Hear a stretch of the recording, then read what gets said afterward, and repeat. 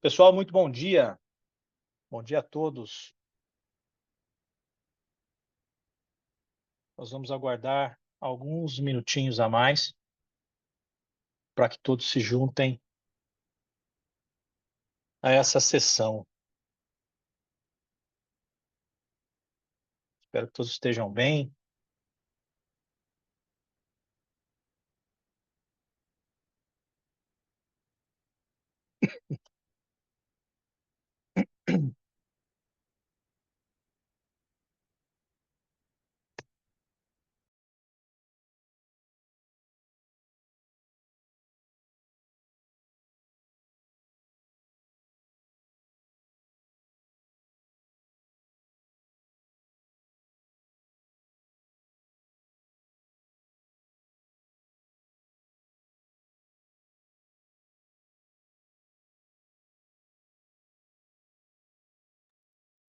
Mais 2 minutinhos para a gente chegar às 10h05, respeitar o tempo de quem está aqui e dar uma carência rápida aqui para quem está chegando, tá?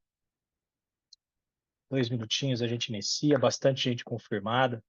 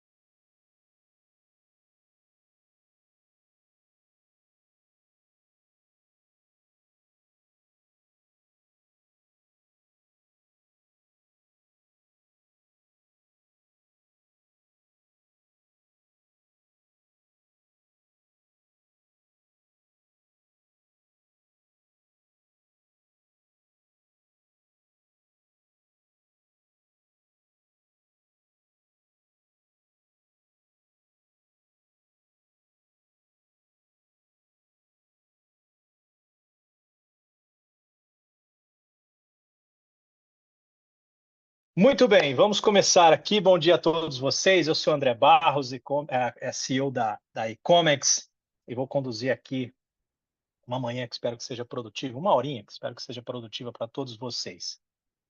As pessoas ainda estão chegando, mas nós vamos começar em respeito àqueles que cumpriram os horários. Vamos lá. Essa tela inicial que vocês seguramente estão vendo aí, é uma tela que me impacta e me impactou durante muito tempo. Eu acho que está, de certa forma, no consciente coletivo, pelo menos do grupo que está aqui assistindo esse webinário, a depender da sua idade, tá? A década de 80 foi uma década muito criativa para filmes de ficção científica, e nesses filmes, invariavelmente, empoderava-se uma certa inteligência, uma certa soberania cibernética, os androides. Cito alguns exemplos aqui, como 2001, Uma Odisseia do Espaço. Esse é antes da década de 80 ainda, esse eu pude ler apenas uns livros, né? E obviamente um filme interessante dele também, quando o HAL, que era o computador de bordo, ele questionava as ordens dos humanos, né? Mais para frente, um pouco em 82, Blade Runner, os androides questionando a própria existência. Jogos de Guerra, em 83, famosíssimo na época. Um jovem invade um supercomputador russo e começa ali uma espécie de uma guerra. Exterminador de Futuro, por que não, né? E mais recentemente, Matrix, é um mundo dormente vivendo uma simulação realista. E com isso eu abro aspas. Bem-vindos ao limiar de uma nova era, onde a silhueta que nos observa não é mais humana, mas uma entidade construída de algoritmos e conexões digitais. A imagem que vem na tela, uma face formada por linhas e vértices, representa uma inteligência artificial. E sua essência fria e calculista olha para nós, diminuídos, quase obsoletos. Essa visão apocalíptica pode nos levar a acreditar que estamos à beira de sermos substituídos nos nossos lares, nos nossos empregos, em cada aspecto das nossas vidas cotidianas. A tecnologia avança a passos largos e, com ela, a sombra da superioridade da inteligência artificial cresce, ameaçando engolir a nossa relevância no mundo em que nós ajudamos a construir. Mas, meus caros, esse não é o fim da nossa história, esse é um chamado à ação. Estamos aqui hoje para desmistificar essa noção, para transformar esse medo em força. A inteligência artificial, por mais avançada que seja, é uma ferramenta criada por mãos humanas, destinadas a ampliar e não a extinguir, a somar e não subtrair a nossa capacidade de inovação e criação. Hoje vamos explorar como podemos coexistir com esta força emergente, como podemos moldar a inteligência artificial para trabalhar para nós, para nos elevar ao invés de nos substituir. Por enquanto, e eu friso por enquanto, estamos no controle. E é nosso dever equipar-nos com o conhecimento e as habilidades necessárias para dirigir esta nova era, não como observadores passivos, mas como líderes ativos e inovadores. Fecho aspas. Esse abrir e fechar de aspas aqui foi um ensaio rápido que eu fiz essa semana, porque eu subi essa imagem da tela no ChatGPT e falei que ia fazer um webinário como esse e que eu queria um texto introdutório e que representasse ali o que eu imaginava quando via uma imagem como essa. Eu dei alguns parâmetros de concepção de um texto muito simples, muito rápido, e ele me deu esse texto aqui em 4 parágrafos. O que mais me impressionou nesse texto, eu não sei se vocês perceberam, foi no último parágrafo, em que o último parágrafo, eu vou repetir, diz o seguinte: hoje vamos explorar como podemos coexistir com esta força emergente, como podemos moldar a inteligência artificial para trabalhar para nós. Por enquanto, e eu friso por enquanto, estamos no controle. E aí o texto termina. É nosso dever, etc. O impactante aqui, para mim, foi justamente essa frase, né? Por enquanto, e eu friso por enquanto, como se aqui houvesse um prenúncio de uma potencial mudança em curso, né? É interessante aqui que o ChatGPT criou esse texto para que eu pudesse falar, mas de alguma forma o algoritmo ali colocou uma, quem sabe aqui uma mensagem oculta, esse por enquanto, e eu friso por enquanto, texto dele traz aqui alguma coisa escondida, mas eu acho que por enquanto a gente está seguro, né? E com essa introdução rápida e com essa brincadeira aqui, eu inicio dizendo o seguinte: eu acredito num cenário muito favorável para o comércio exterior brasileiro, que é a nossa praia aqui dessa discussão hoje, desse bate-papo hoje.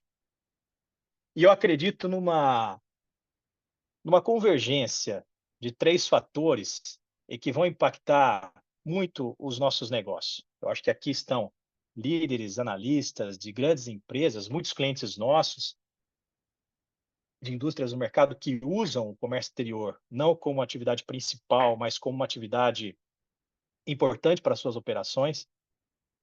E, portanto, eu acho que o comércio exterior vai passar por um momento importante, principalmente em função da conjunção desses 3 fatores, que a gente vai fatiá-los aqui ao longo dos próximos slides.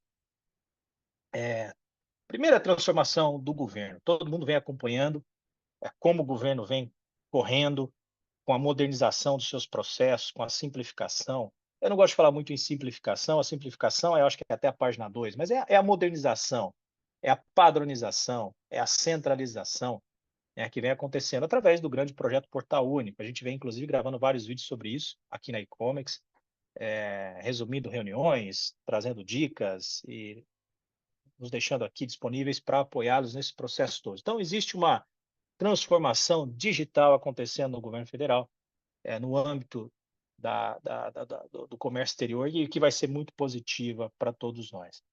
Uma outra questão é uma transição de gerações. Essa é uma questão biológica. pessoas da geração anterior, da década de 60, 70, que ocupam as posições de liderança das companhias, estão dando espaço para uma nova geração. E tudo bem com isso, aqui não tem nenhum olhar crítico, simplesmente uma constatação de um fato, como eu disse, biológico, natural da nossa vida e que acontece, né? Novas gerações vão assumindo posições de gerações antigas. Existe ali uma abundância de tecnologia como um terceiro fator, né? Percebam que eu acho que é a conjunção desses fatores que vai ditar as regras de uma nova era para o comércio exterior. E é nesse cenário que a gente vai precisar navegar, e tomar liderança e, principalmente, desenhar ações estratégicas, escolher os parceiros corretos, para continuar operando bem num cenário disruptivo, num cenário de transformação, portanto, mais exigente, num cenário com protagonistas na liderança, que é uma cabeça diferente daquela cabeça que pilota as companhias até agora. Tudo isso, obviamente, permeado desde sempre pela globalização, o que acaba acelerando muito esses processos transformacionais, né? A globalização, em certos aspectos, ela é implacável. A competitividade corporativa, a competitividade tecnológica, ela está no âmbito global e ela acontece muito rapidamente. Aqui, quem lembrou, na introdução que eu fiz, né, citei ali alguns filmes da década de 80, uma década hiperprodutiva para música, cinema, etc. Quem se identificou com esses filmes, ou quem lembra de ter assistido esses filmes, meio que revela a idade. Mas se não lembram, eu acho que vão lembrar aqui de algumas telas que eu trago. É um déjà vu aqui, do que era o nosso comércio exterior brasileiro algumas décadas atrás, né? E diga-se de passagem, né, a nossa Receita Federal, o nosso país, ele é um exemplo, e é um modelo para muitos países do mundo no que diz respeito à tecnologia e desenvolvimento governamental de tecnologia, aplicação de tecnologia embarcada para melhorar a experiência dos contribuintes, né? Sejam pessoas físicas, pessoas jurídicas. Mas aqui está uma bela história irrefutável dos avanços, né, do que era o Sicomex tela preta lá atrás, na década de 90. Quem lembra aí pode levantar a mão, dar um sorriso, porque, né, provoca emoções essas telas, né? Depois a gente tem uma evolução brutal para o Windows, né? Isso era lindo, né? Essa o Windows não era nem um sistema operacional, né? Você tinha que chamar o Windows no prompt do DOS. Quem lembra disso? Você digitava Windows, né? A nova geração aí não lembra disso, geração Z, geração não lembra disso, né? Mas a geração mais raiz aí sabe o que eu estou dizendo. O Windows era um aplicativo, né? O sistema operacional das máquinas, dos computadores era o DOS, né? Você abria o Windows e do Windows você abria lá o Syscomex, de uma linha de escada que conectava com a internet, né? Com a rede Serpro, né? Era um negócio horroroso, mas bom para a época, né? Esse negócio evoluiu muito, a ponto de nós chegarmos hoje nesse belíssimo projeto que já tem por quase uma década, né, de evolução, que é o Pulcomex, e que está aí na iminência de causar um grande impacto positivo para as indústrias de todos os portos, né? Eu vejo isso como uma forma muito positiva que vem acontecendo.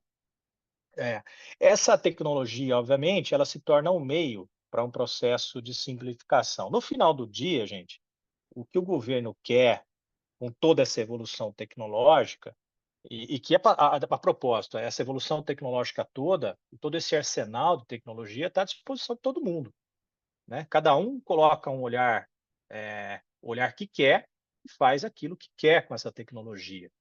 O governo quer o quê? Controlar, gerir riscos, a questão das aduanas, obviamente, falando aqui do comércio exterior, e quer facilitar a transação entre os intervenientes, né?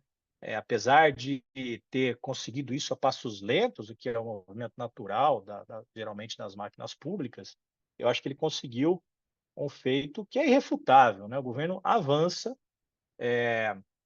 para um processo de eficiência processual, centralização de dados e processamento massivo de informações, transparência, previsibilidade, redução do tempo do desembaraço, né? Redução do custo dos processos envolvidos. Uma questão aqui importante que eu sempre cito, que é o índice do Business, que é uma pena que não existe mais, mas que ele media a evolução, ou a complexidade dos países de se fazer negócio. O Doing Business era um órgão ali do Banco Mundial que tinha essa capacidade de medir complexidades dos países. Eles mediam ali a complexidade de se fazer negócio em 190 nações. O Brasil era uma das avaliadas e ranqueava na posição 124 de 196. Quanto mais baixo o índice, mais complexo é o país para se fazer negócio. O que eles medem ali, ou mediam, né? Eles mediam quanto custa, por exemplo, para comprar um lote empresarial, para construir uma empresa, para tomar uma concessão de energia elétrica, para tomar uma concessão de telefonia, para contratar pessoas, demitir pessoas, para lidar com processos burocráticos, para pagar imposto, para operar o comércio exterior. Então, percebam que, notadamente, o país é um país complexo. Esse projeto do Portal Único, ele traz o custo operacional do Brasil e da indústria para patamares bastante importantes, aceitáveis em âmbito, inclusive, internacional. Tá? Então, existe claramente uma transformação no governo, se mais rápida ou menos rápida, não cabe aqui a gente julgar, mas ela vem a galope, e o belíssimo projeto que vai entrar agora em outubro, na sua primeira onda de produção dos processos de importação.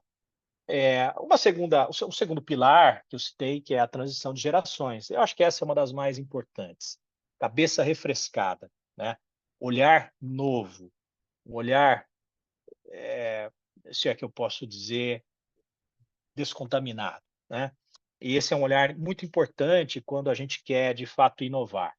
A gente, então, e é um processo biológico inevitável, né?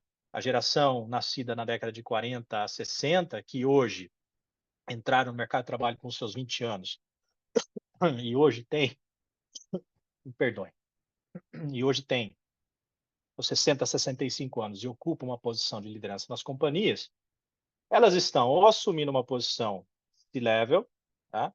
Uma diretoria mais alta, ou estão se aposentando e seus lugares estão sendo ocupados, as suas cadeiras estão sendo ocupadas pela primeira geração milênio, que é a geração Y.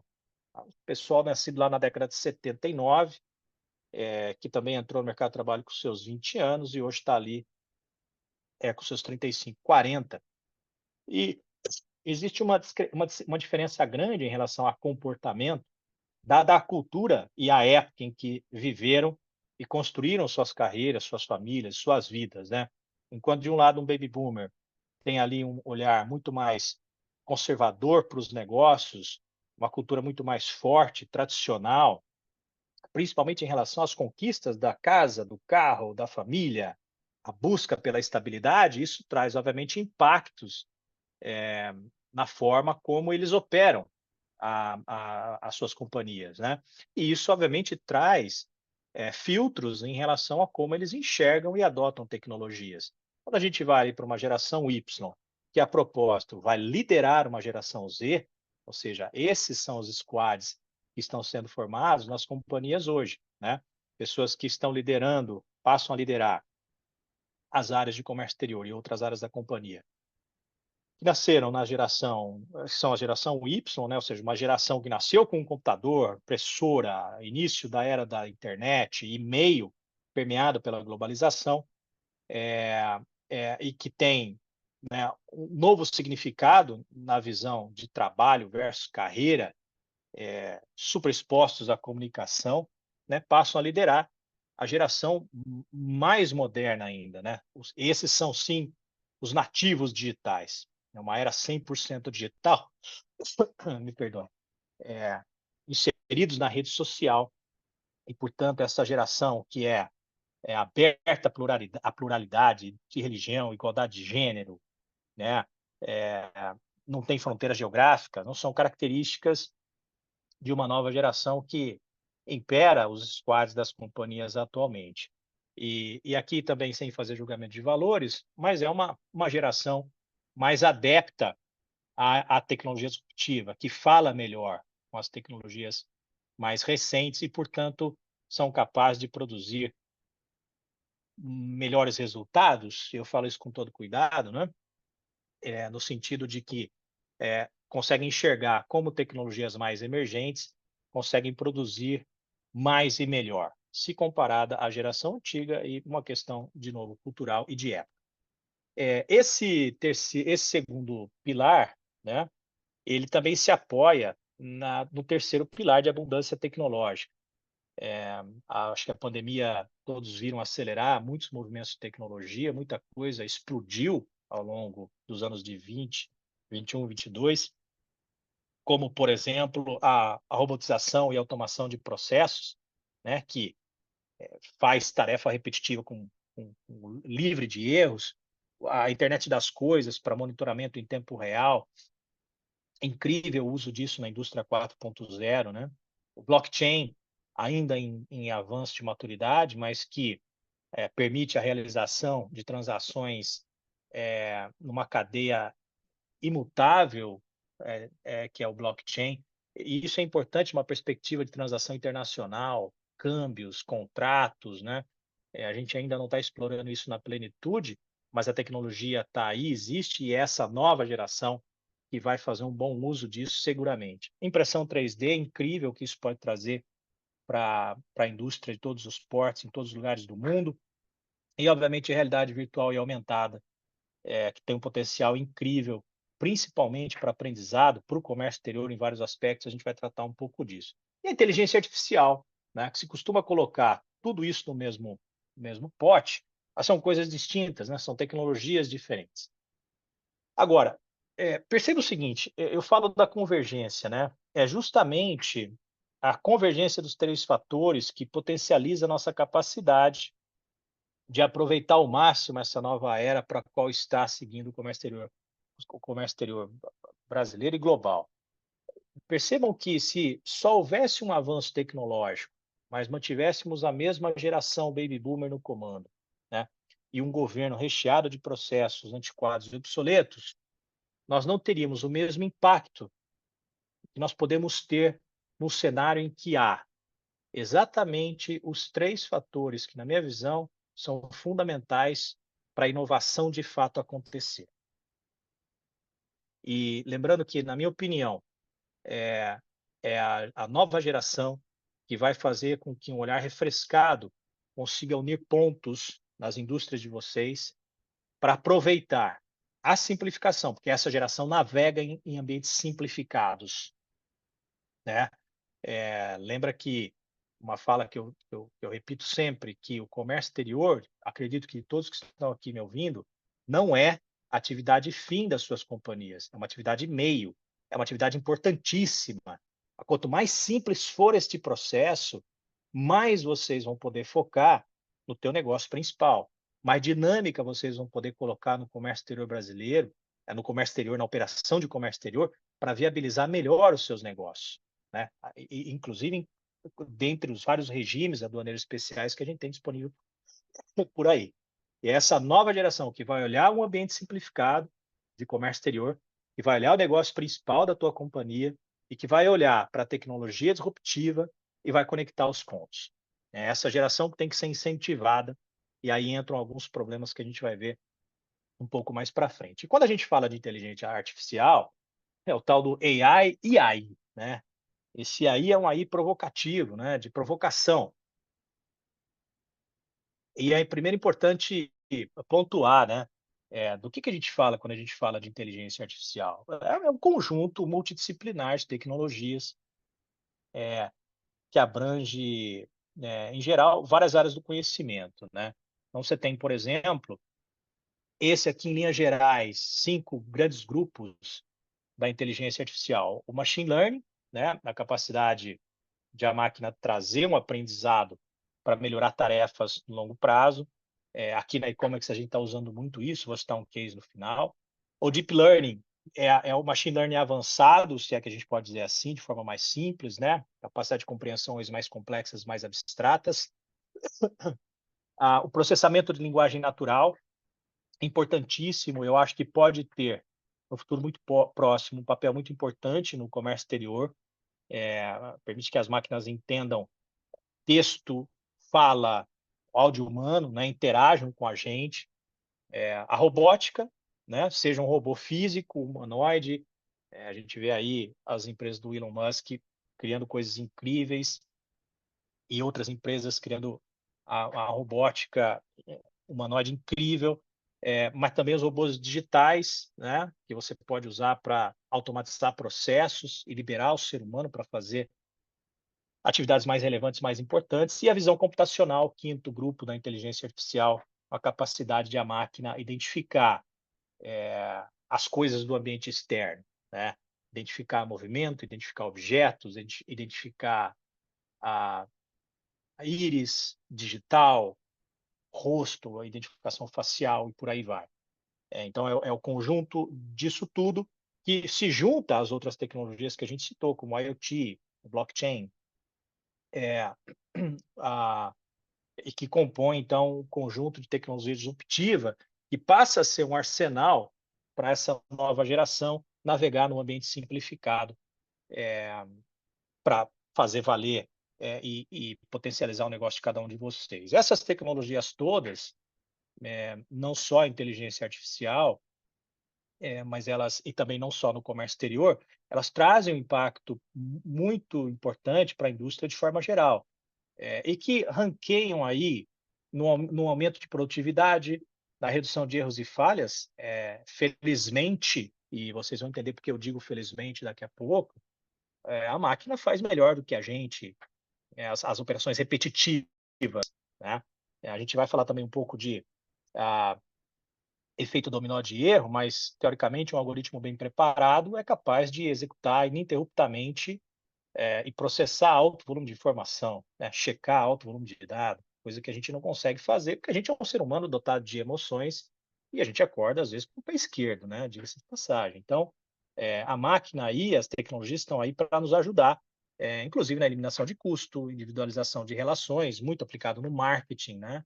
Na facilitação de aprendizagem, com o aprendizado de máquina, com o NLP, principalmente, né? Então, esse conjunto de tecnologias todas é muito importante para a gente avançar. Agora, tem uma questão importante, e aqui eu volto a meu slide cringe, né?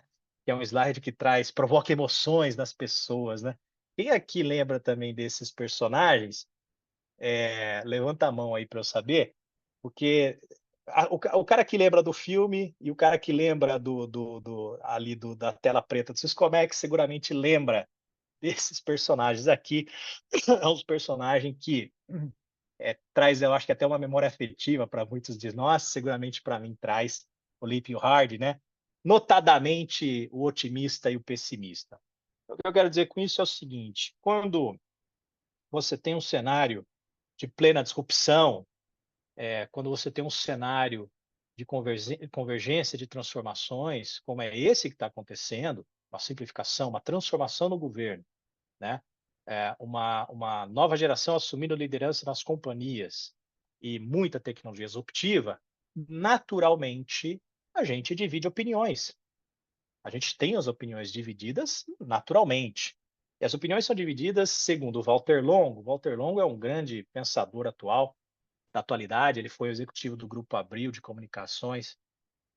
É um cara que eu gosto muito de ler sobre o que ele escreve, que ele pensa muito na inteligência artificial e ele fala exatamente isso, né? A convergência desses fatores, ela traz uma divisão da opinião pública entre otimistas e pessimistas. E ele fala o seguinte, que os pessimistas acham que os robôs vão tomar metade dos seus empregos. E os otimistas, né, e eu faço parte desse grupo dos otimistas, acham que os robôs vão tomar metade dos seus trabalhos.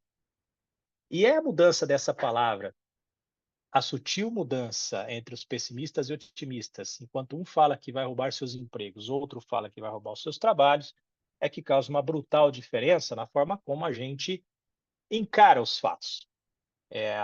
Roubar metade dos nossos trabalhos vai ser muito legal, porque vai sobrar mais tempo para a gente fazer o que a gente nasceu para fazer, ser humano, né? A gente nasceu para pensar e para lidar melhor com as nossas emoções. A sobrecarga do dia a dia e o excesso da rotina faz com que a gente, no final do dia, se comporte como máquina. A inteligência artificial ou as tecnologias disruptivas vêm justamente para dar os papéis certos, as questões certas. Então, e principalmente a nova geração olha para isso com muito otimismo também, porque ninguém quer ficar lançando fatura no SAP, ou no RP da Oracle, ou no sistema qualquer que seja. Ninguém quer ficar somando o rateio do frete no valor FOB de um processo de 500 adições. Ninguém quer ficar fazendo isso. Ninguém quer fazer double check. Deixa a máquina fazer isso. Então, a inteligência artificial e outras tecnologias disruptivas vêm para, obviamente, premiar os otimistas e vai sobrar mais tempo. Olha que interessante uma informação. A Fórum Econômico Mundial, ele diz o seguinte, que até 2025, eles são sempre imediatistas, né? Mas, de certa forma, as coisas sempre acabam acontecendo como eles preveem, uma certa margem de erro. Mas eles dizem que até 2025, a automação vai eliminar 85 milhões de empregos. É impressionante. A automação vai eliminar 85 milhões de empregos. Por outro lado, outros 92 milhões vão ser criados pela própria automação. E muitos desses empregos nem ainda existem. Então, percebam que nós estamos tratando aqui de um tema que é hype, né? A inteligência artificial é trending topic, mas é um tema muito novo. Apesar de o conceito já existir desde a década de 50, né, vamos colocar aqui, mas essa evolução frenética ela é muito nova. E apesar de nós já percebermos o impacto de um chat GPT na vida cotidiana da indústria, principalmente no back-office administrativo, o que mais está por vir? E eu volto no ponto de que essa nova geração que vai fazer a verdadeira mágica acontecer com todo esse arsenal tecnológico. Walter Longo vai a fundo, tem algumas frases de impacto que eu gosto muito, que eu quero compartilhar aqui, são bastante importantes e muito positivas. Ele diz o seguinte: a integração homem-máquina vai transformar homens e mulheres em super-homens e super-mulheres. Palmas para a inteligência artificial, vai potencializar nossas capacidades.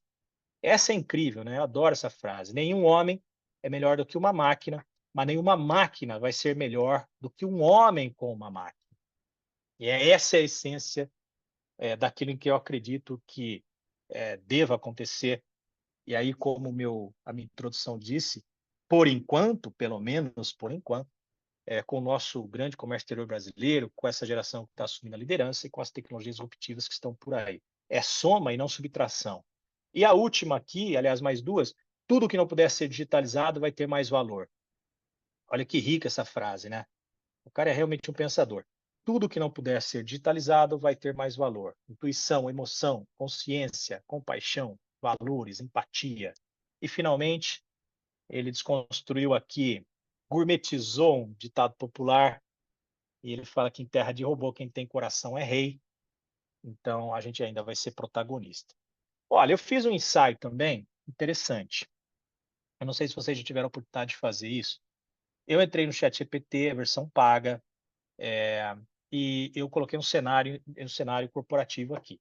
Eu falei para ele o seguinte: olha, age como se fosse um especialista fiscal tributário para o comércio exterior, me responda o seguinte: a minha empresa revende papel cartão não revestido, gramatura de 45 gramas, eu uso isso para escrita e outros fins gráficos, eu estou baseado em São Paulo, capital, no Brasil, opero há 10 anos no regime lucro real. Por favor, classifique o material descrito acima no âmbito fiscal, tributário e aduaneiro, inclua a classificação fiscal completa e liste as alíquotas dos atributos. Eu vou fazer uma remessa de importação em alguns meses e eu preciso me planejar, né? Então, vamos ver o que aconteceu a partir deste comando. E compartilhem aí no chat, eu não sei se vocês já tiveram experiência de fazer algo semelhante, qual foi o output de vocês, mas olha o que o ChatGPT me respondeu. Para uma empresa baseada em São Paulo, operando lucro real envolvida na compra e revenda de papel cartão revestido de 45 gramas, a classificação fiscal tributária e aduaneira, bem como as alíquotas, se dariam da seguinte forma. Classificação fiscal, NCM. O produto descrito é geralmente classificado sob código NCM tal. Aí já colocou um ponto de atenção, né? Geralmente. Ele avança. Tributação, imposto de importação. As alíquotas podem variar de acordo com a política comercial brasileira e acordos internacionais. Ah, legal, não me diga. Geralmente, a alíquota de produtos sob a classificação do capítulo 4802 geralmente varia. Então, você precisa consultar a TEC. Poxa vida. E aí, lá no final, ele diz sobre o ICMS que, tipicamente, aqui, ó, é 18%. E aí ele entrega a chave de ouro, né? Ele fala o seguinte: para o seu planejamento, lá na linha final, consulte o bom e velho despachante aduaneiro ou o especialista em comércio exterior para validar. Veja o seguinte, gente, é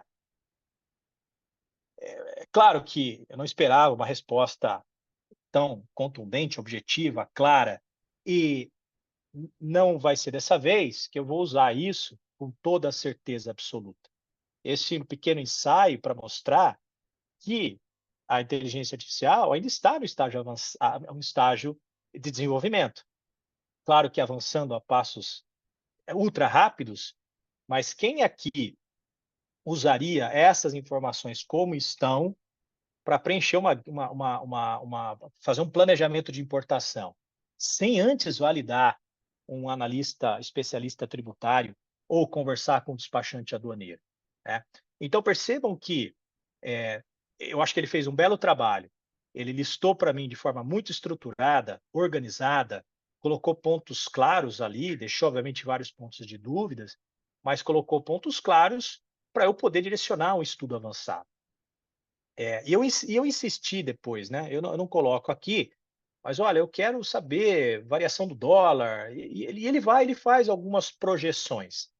Então percebam que essa interação homem-máquina é isso, é uma soma, né? É usar essa tecnologia toda para apoiar e acelerar o nosso desenvolvimento, a nossa produtividade e como isso impacta a realidade do nosso negócio. O governo vem fazendo isso também, nessa mesma medida. No começo do ano, a gente publicou um webinário com o Gustavo Coutinho, que é o head de risco da Receita Federal, líder de risco aduaneiro da Receita Federal. Eu gostaria de colocar aqui 2 ou 3 slides que mostram como o governo brasileiro e depois outros governos do mundo, eu vou mostrar, vem trabalhando com toda essa tecnologia disruptiva. Por quê? Um ponto importante, hein, gente? A nova geração, a geração Y e a geração X, a geração Z, elas também estão na esfera governamental, tá? A gente tem servidores públicos que fazem parte desse grupo, né? Então, a molecada está lá fazendo as coisas acontecerem.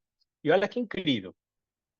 Eles têm um sistema chamado BATDOC, né? Então, isso fica nos bastidores da Receita Federal, os fiscais usam, a Receita usa, para dar volume na malha fina, né? Para dar volume de consistência e de a automação nos processos. Imagina o volume de transação que a Receita Federal, com as quais a Receita Federal não tem, com a qual a Receita Federal não tem que lidar.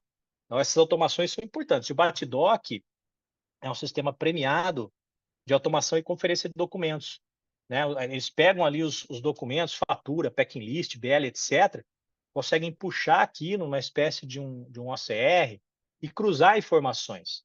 E ele dá ali um nível de maturidade daquele documento, né? E aí você passa para um canal verde ou um canal vermelho, cinza, etc., de acordo com essa avaliação também. Um outro sistema, CISAM, Seleção de Aprendizado de Máquina, esse foi o sistema também premiado mundialmente. Ele apura erros de classificação e tem ali um autoaprendizado, um aprendizado de máquina, né? Essas cores são cores do próprio sistema, ele aponta, por inferência de cores, aquilo que tem mais tendência de estar errado ou não. Então, erro de alíquota, falta de licenciamento administrativo, erro no país de origem.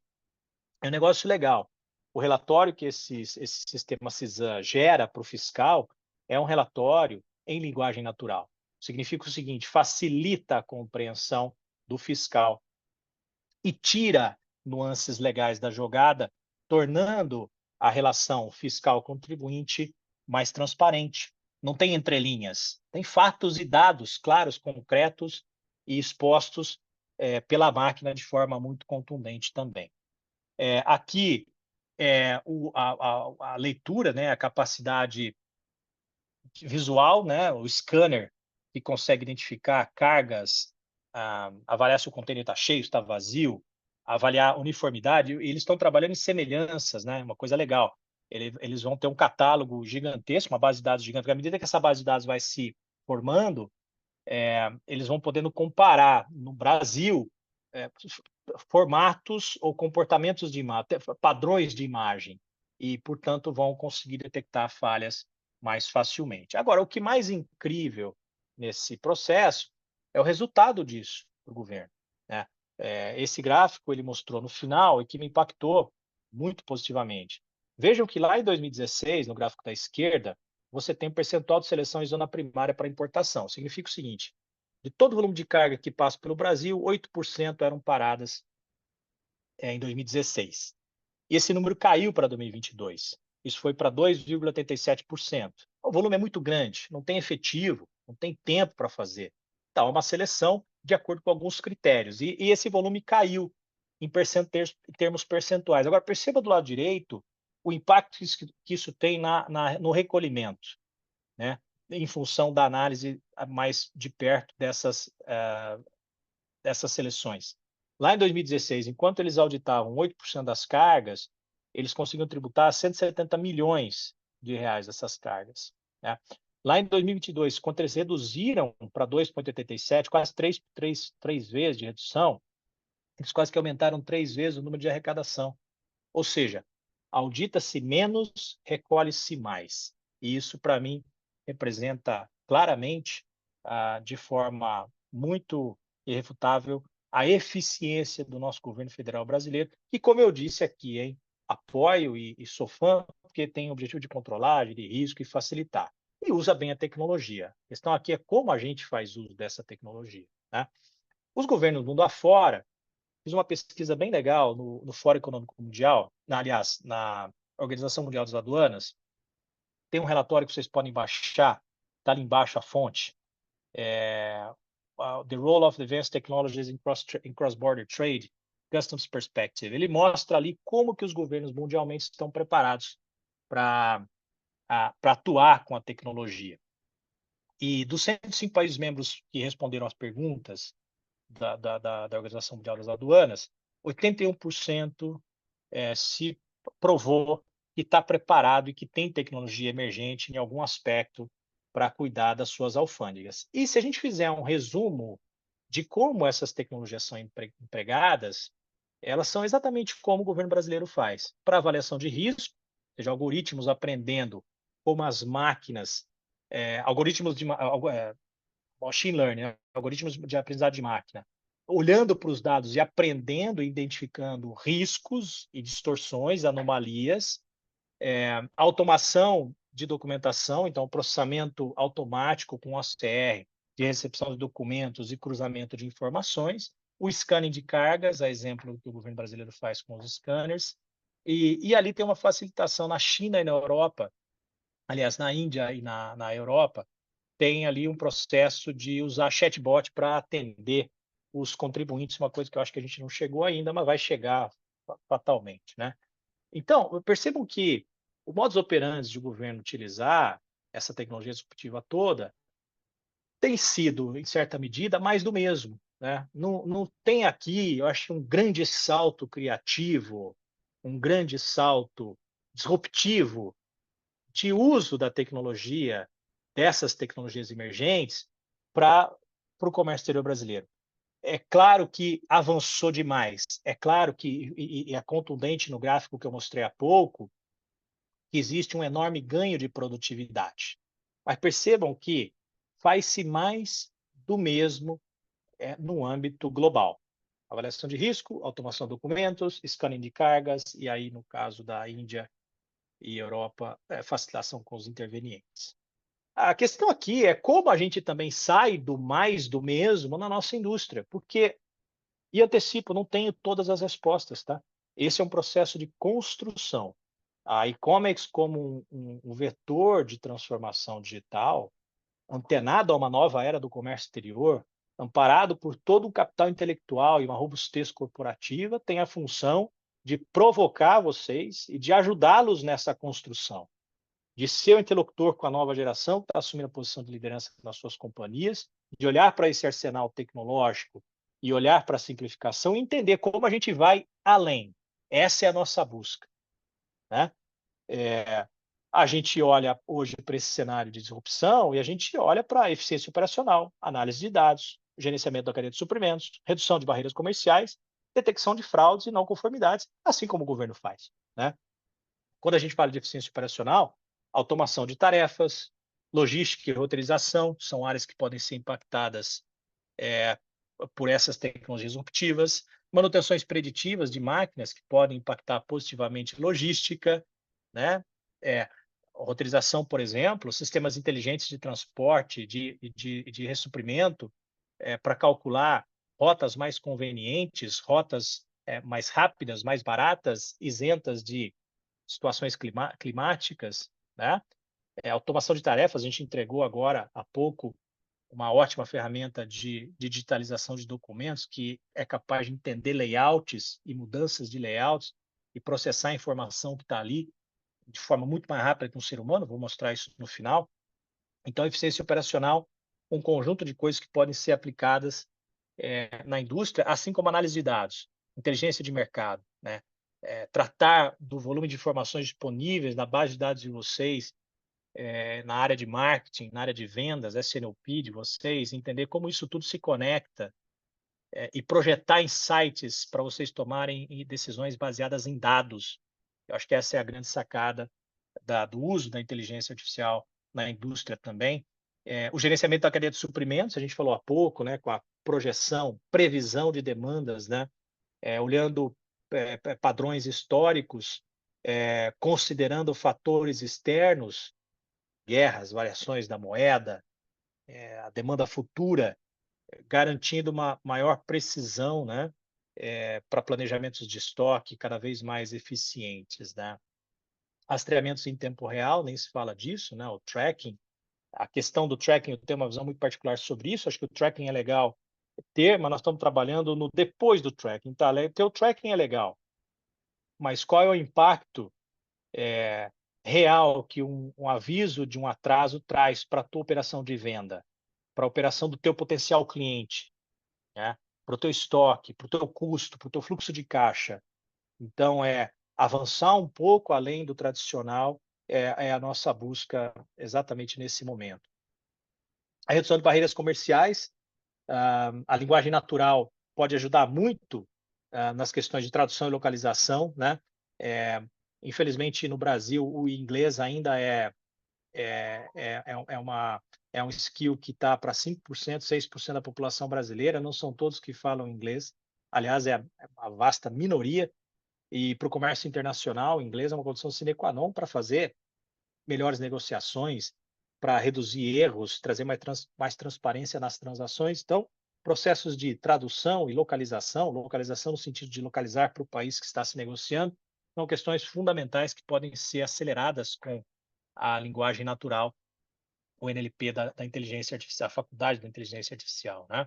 Conformidades relatórias, né? Lidar com o volume frenético de mudança legal e principalmente no âmbito global é uma questão imprescindível que pode ser trazida também com o uso dessas novas tecnologias e, obviamente, como o governo já faz, a detecção de fraudes e não conformidades. Aqui está uma visão importante de cocriação.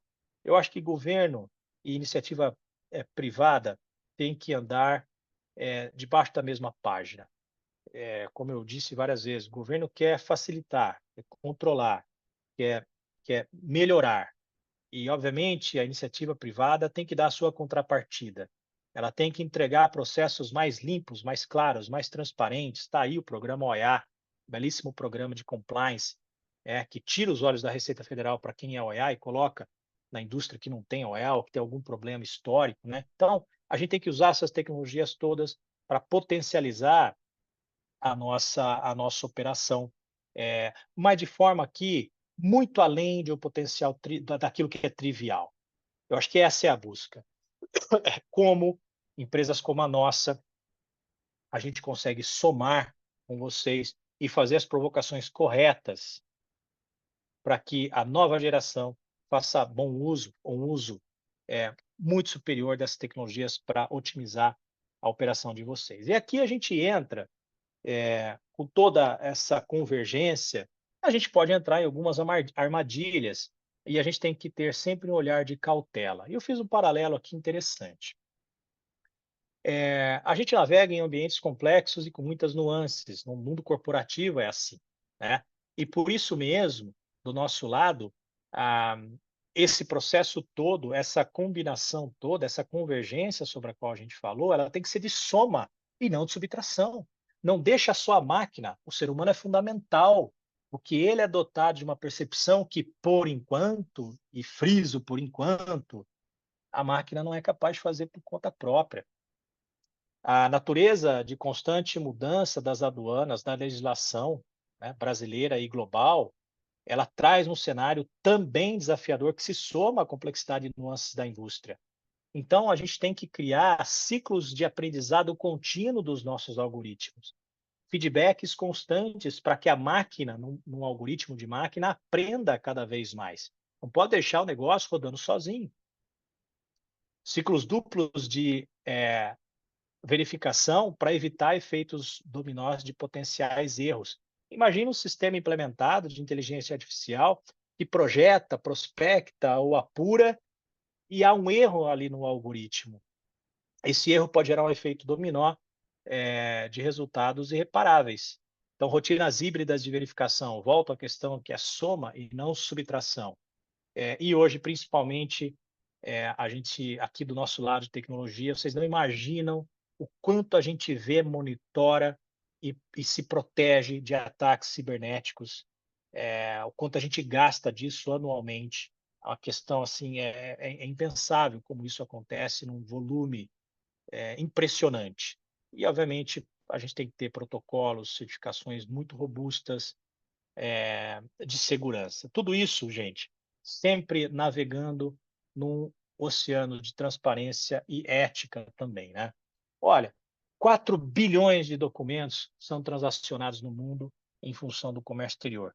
Esses são dados da Fortune.com, da Telestar, então, bastante interessante esses documentos, vocês podem olhar. 50 folhas de papel são trocadas pelo transportador internacional para até 30 partes interessadas para um único embarque. E 1.500 horas são gastas por empresas para lidar com as questões fiscais e tributárias. E esse é o cenário em que exatamente todos vocês estão inseridos no seu dia a dia. E aí, não dá tempo para pensar em outra coisa. Vocês não conseguem inovar. E esse é o mal da inovação, é esse. Como a gente olha uma milha à frente num cenário complexo como esse. Um dos nossos sócios aqui costuma dizer que a função do comércio exterior é não deixar a operação parar, seja a operação de produção, seja a operação de venda. Muitos importam para revender, outros importam para produzir. Não dá para parar. E não dando para parar, perceba que não dá para pensar. E se não dá para pensar, não dá para ter sinapse, não dá para ter insight criativo, não dá para inovar. É aí que a gente tem que entrar. É aí que a gente, como uma empresa de tecnologia, que ajuda as empresas na transformação digital, que faz uma leitura importante do cenário pelo qual o comércio exterior passa, tem muito insight aqui por trás para passar, para provocar, é que a gente tem que agir. A gente desenvolveu um conceito, uma plataforma que já nasceu e que vai se fortalecer cada vez mais, que é o Digital Assistant, e que tem competências. Olha que interessante, a gente fala hoje de uma aplicação que passa a ter competências. E aqui sigo para a reta final, tá? Faltam 5, 10 minutinhos. Essas competências, elas vão desde a captura de documentos e automação e transformação de dado em informação, até a classificação fiscal, proposição de novas rotas de embarque, robotização. E aqui alguns exemplos importantes, né? Esses dois primeiros slides, eu vou me concentrar aqui, foi de um projeto que a gente rodou com RPA, uma grande indústria do setor automotivo, partes e peças. Eles tinham, antes desse cenário, 31 atividades no processo de exportação, né? Então, se a gente lá classificasse quantas atividades, pontos de controle de atividades que eles faziam 31. Depois de rodar o projeto, eles tiveram ali uma economia de 10% de atividades, ou seja, eles enxugaram 3 atividades, foram ali para 28 atividades. Mas eles automatizaram 17. E eles tinham 22 pessoas cuidando do processo de desembaraço de exportação. Depois desse projeto, passaram a ter 6 pessoas. Isso representa uma economia de custo direta, né, de 72%, ou um saving de quase R$ 2 milhões ano para esse processo, e foi apurado um retorno de investimento de 4 meses. Agora, me entendam aqui uma coisa. Entendo uma coisa aqui, né? Muito menos a questão da economia do custo. Esse projeto, para nós, a gente celebrou porque foi muito mais valorizada a realocação das pessoas. Dessas 16 pessoas que sobraram, foram realocadas em outras atividades da companhia, porque o cenário está para todos, todo mundo precisa de gente boa, todo mundo tem falta de recurso. O comércio exterior consome, as rotinas do back-office consomem. Está aí, é claro, isso é contundente. Foi a redução de 16 pessoas no time. Claro que isso representou um custo operacional dessa operação, o custo foi realocado em outra área. Mais do que a realocação de custo, a cabeça dessas pessoas, o olhar dessas pessoas, o coração dessas pessoas foi alocado em outras áreas. E há ali um enaltecer do ser humano. Pouca gente sabe, mas o nosso propósito é transformar o trabalho para potencializar o tempo e o talento humano. E eu acho que a gente está cada vez mais próximo de atingir esse nosso grande propósito, que é o que faz a gente levantar das nossas camas para atender cada um de vocês há quase 40 anos.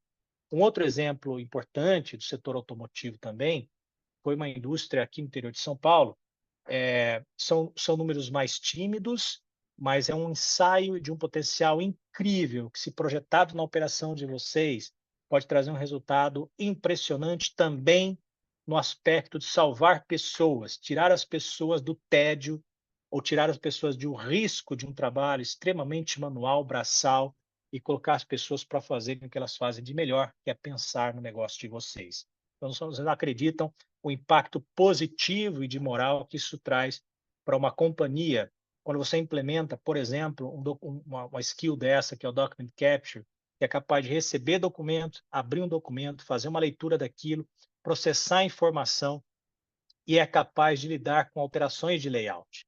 Ou seja, se o teu fornecedor manda um layout diferente, você tem um fornecedor diferente que manda um outro documento, ele é capaz de entender que aquilo é uma fatura, um BL, um packing list, extrair aquela informação e imputar essa informação automaticamente nas telas do e-commerce, do SAP ou de qualquer sistema que você tenha internamente. E claro que isso traz um saving de custo, mas volto à minha fala de que o maior saving é o saving humano, tá certo? E é isso que a gente vem fazendo, gente, há quase 40 anos. Eu acho que a gente passa por um momento importante do comércio exterior brasileiro, a gente passa por um momento importante da tecnologia, da evolução tecnológica, mais do que isso, da disponibilidade tecnológica e da abundância tecnológica. A questão é como a gente olha para isso juntos.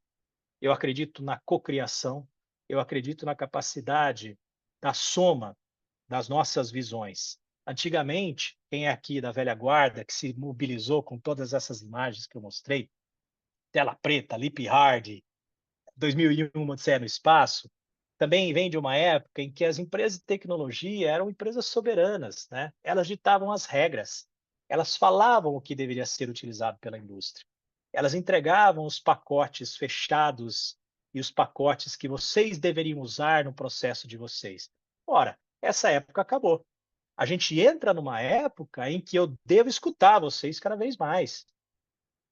Nós, como uma companhia de viabilização de transformação digital, temos que fazer uma única coisa: escutar. Porque são vocês que sabem as maiores dores de vocês. São vocês que têm os seus maiores desafios na indústria. E são vocês, portanto, com a provocação certa, que vão conseguir conosco entregar os melhores resultados em termos de tecnologia. É a nova geração, é a geração Y, apoiada em toda a estrutura e estabilização que a geração anterior deixou como legado, que vai fazer com que vocês superem resultados e entrem numa nova era do comércio exterior brasileiro. E para isso, eu deixo aqui os meus contatos, acelerando bem esse final, e como sempre, a gente está muito à disposição de todos vocês. Eu acho que esse PowerPoint fica disponível, a gente se compromete a entregar para vocês o link das pesquisas todas que foram feitas dentro dessa apresentação, e eu fico aberto para perguntas, e são duas para a gente finalizar, que eu acho que dá tempo. A gente já passou 2 minutos, me perdoe. Tem aqui, qual é o papel da cooperação entre setores públicos e privados na promoção da inteligência artificial no comércio exterior? Como Receita e empresas podem colaborar? Eu acho que eu acabei falando um pouco disso. Eu acho que, assim como a gente enxerga que nós e vocês do setor privado tem que cocriar, a gente, todos nós com Receita Federal, temos que cocriar. A gente vem de uma época em que as coisas eram impostas, né? Acabei de falar, né? A indústria e tecnologia impunha modelos. A Receita Federal também. Vocês lembram quando as publicações elas passavam a vigorar a partir da data da publicação? As mudanças, né? As mudanças passavam a vigorar a partir da data da publicação. Não existia um diálogo entre setor público e setor privado. Manda quem pode, obedece quem quer. Não era assim o cenário? Quantos SAPs não foram impactados por conta de mudança na legislação fiscal tributária e de comércio exterior? Quanto vocês não ficaram expostos fiscalmente, com passivos, até que as mudanças pudessem ser implementadas, porque vocês tinham janelas de atualização do seu SAP ou do seu Oracle RP ou qualquer que seja o sistema que vocês usavam? Quanto disso não aconteceu? Isso acabou. Procomex está aí fazendo um papel fundamental para trazer para a mesma mesa a iniciativa privada, o governo, para a gente discutir, ter um bom debate sobre as mudanças, e a gente tem que cocriar também. Acho que esse projeto Portal Único é um baita de um exemplo de evolução na relação entre governo e indústria. Sou fã dessa relação. Palmas aí para todos nós, né? E o desafio aqui, a última, rapidinho. Os desafios e obstáculos que as empresas podem enfrentar ao adotar a inteligência artificial no comércio exterior. Eu acho que inúmeros, né? Alguns rápidos, né? Custo de aquisição inicial. Está barateando, né? Custo geralmente não é um problema, mas é um ponto de atenção. Quando você vai testar alguma coisa, você tem ali um risco. E geralmente os projetos de inteligência artificial, de tecnologias disruptivas, eles têm uma forma de medir diferente. Você não pode querer provar o ROI imediatamente. O ROI vem no longo prazo. É uma tecnologia ainda de risco para investimento, né? Capital corporativo tem que ser ali uma reserva de capital de risco. Por que não? Por isso é importante, puxando a sardinha aqui para o nosso peixe, né? Puxando a brasa para a nossa sardinha, por isso que é importante apostar em parceiros que têm uma história no comércio exterior brasileiro, como a Icomex tá certo? Reduz risco, reduz custo, viabiliza projetos. Expertise técnica. Há um déficit de formação de tecnologia no país, isso todo mundo conhece, um déficit gigante de 500 mil profissionais até 2025. Então, assim, essa tecnologia emergente, ela não está disponível para todos, né? Não é todo mundo que tem acesso a isso. Mais uma vez, parceiros robustos podem acelerar esse processo, né? Resistência, para fechar aqui, resistência a mudanças. Essa é uma coisa que a gente resolve com a nova geração. É uma transição que vem acontecendo de uma nova geração assumindo a posição de liderança, como a gente falou, e essa resistência à mudança vai cada vez mais se dissipando e a gente chega num cenário de plenitude de uso de tecnologia e de resultados impressionantes. Gente, é nisso que eu acredito, é nisso que a nossa companhia acredita, e mais uma vez, tenham todos uma ótima semana e contem com a Icomex para apoiá-los nessa grande transformação. Grande abraço a todos vocês, até a próxima, viu?